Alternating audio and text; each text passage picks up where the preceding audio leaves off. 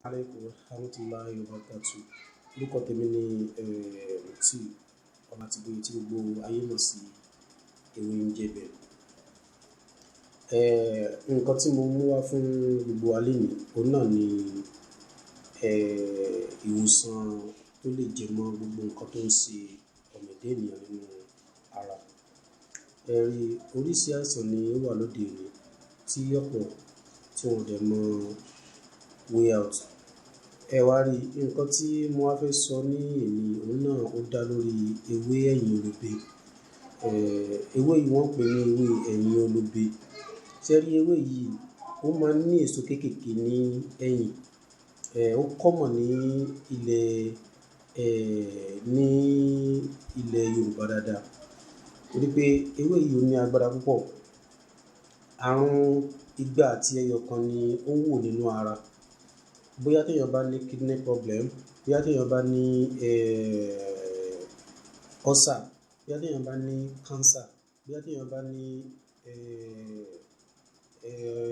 liver problem, gbogbo àwọn nǹkan tó lè máa da ẹ̀dá láàmú nínú ara.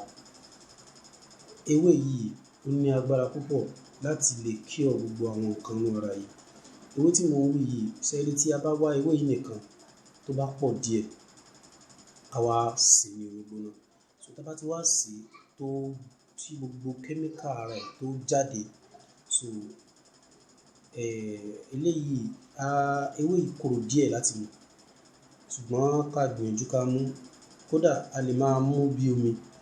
Bí omi tí mo mean ni pé bóyá tí a bá rí wípé òǹgbẹ wa ń gbà mí, ká make sure pé a bù gẹ́gẹ́ bí omi tí a máa mu ká mú.